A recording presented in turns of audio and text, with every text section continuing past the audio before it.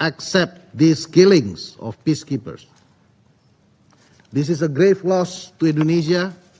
This is also a grave loss to all of us, to the United Nations, to this council, and to every community that looks to peacekeepers as symbols of hope and peace. Indonesia condemns in the strongest terms these heinous attacks against those peacekeepers serving with the UNIFIL on the 29th and 30th of March 2026.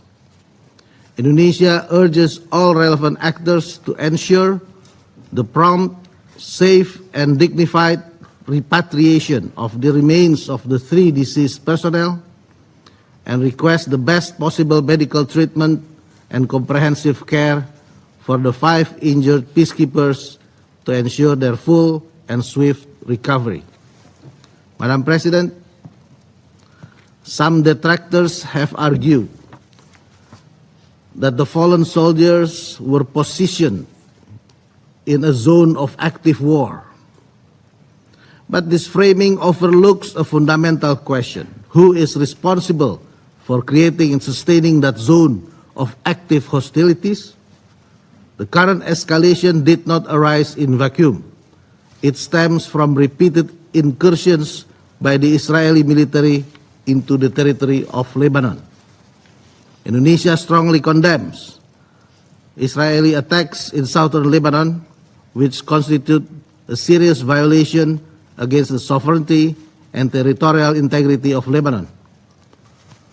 Indonesia continues to stand in solidarity with the government and the people of Lebanon. We demand the Security Council to keep abreast of the investigation and to immediately follow up the results. We demand that the perpetrators must be held legally accountable. Immunity must not become the standard, and attacks against peacekeepers must not be repeated nor tolerated. We also demand a firm guarantee from all parties involved, including Israel, to uphold their obligations under international law, to immediately cease attacks and aggressive behavior that endanger UN personnel and property, and to refrain from any action that further escalates the hostilities. Bagaimana suasana terkini di rumah duka 3 prajurit TNI yang gugur di Lebanon Selatan? Kita akan tanyakan langsung kepada jurnalis TV One, ada Edi Suryana di Magelang, kemudian ada juga Ari Wibowo di Kulon Progo, dan ada Endra Kusuma di Cimahi, Jawa Barat. Pertama kita di kediaman orang tua Marta Julmi Aditya Iskandar, dan sejauh ini memang dari pagi hingga sore, hampir sore ini memang gelombang warga kerabat maupun keluarga besar dari almarhum sudah mulai berdatangan ke rumah duka.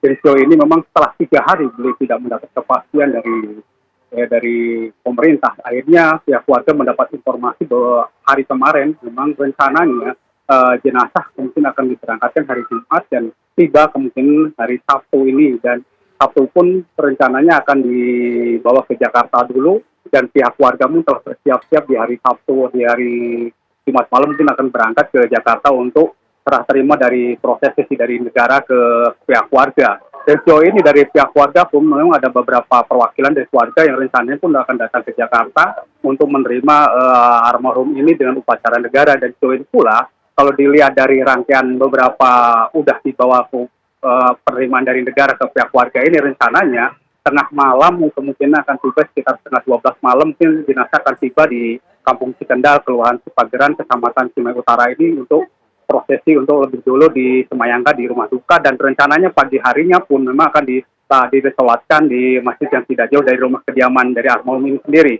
Dan karena kondisi lokasi memang ini jalannya begitu sempit di kediaman Cikendal ini, kemungkinan beberapa warga pun akan membuat skema, diantaranya membuat kantong-kantong parkir dan menyiapkan 2 bus kemungkinan untuk bagi warga yang akan mengantarkan almarhum ke Taman Makam Pahlawan Ciputra, dengan menutup mungkin dari pagi hari ini mungkin jalur di Cipageran dan Cakpuri akan dibukanya jalur Cipageran, dan kemungkinan akan menutup jalur Singkawang untuk ditutup sementara waktu. Mungkin itu yang kami dapat kabarkan dari perkembangan terkini di kediaman almarhum Julmi Aditya Iskandar. Mungkin gitu, Fadia. Baik.